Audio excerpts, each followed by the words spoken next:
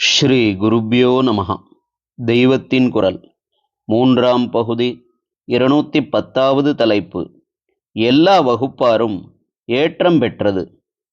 ராஜபோகம் என்றே சொல்வது வழக்கம். ராஜாக்கள் மது மாம்சாதிகள் உள்பட ஓரளவுக்கு சாப்பிடுவதற்கு அதிகாரம் பெற்றவர்கள். ஆனால் அவர்களும் ஏகாதசி உபவாசத்தை நியமத்தோடு அனுஷ்டித்திருக்கிறார்கள்.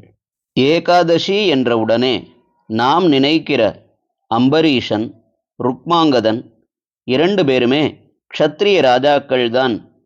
கார்த்தாலே எழுந்தவுடன் குளிர்ந்த வேளையில் குளிர்ந்த மனசோடு நினைத்து நமஸ்காரம் பண்ண வேண்டிய பரம பாகவதர்களை பற்றி ஒரு ஸ்லோகம் உண்டு. பிரஹ்லாத நாரத பராசர புண்டரீக வியாசாம்பரீஷ சுக சௌனக பீஷ்மதால்பியான் ருக்மாங்கத அர்ஜுன வசிஷ்ட விபீஷணாதீன் புண்ணியான் இமான் பரம பாகவதான் ஸ்மராமி. இதிலே அம்பரீஷனும் ருக்மாங்கதனும் இடம்பெற்றதற்கு காரணமே அவர்களுடைய ஏகாதசி அனுஷ்டானந்தான். ருக்மாங்கதன் தன் ராஜ்யத்தில் அத்தனை பேரையும் ஏகாதசி விரதம் இருக்கும்படியாக பண்ணினான்.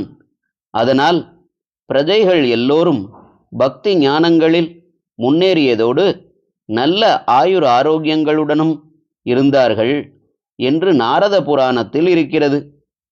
ரொம்பவும் உச்சத்தில் உள்ள ராஜாக்கள் மட்டுமில்லை.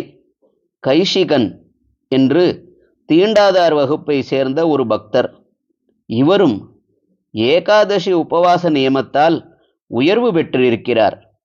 கைஷிக ஏகாதசி என்றே ஒரு ஏகாதசிக்கு வைஷ்ணவர்கள் பெயர் சொல்வார்கள். ஹரஹர சங்கர, ஜெய ஜெய சங்கர. தெய்வத்தின் குரல் மேலும் ஒலிக்கும்.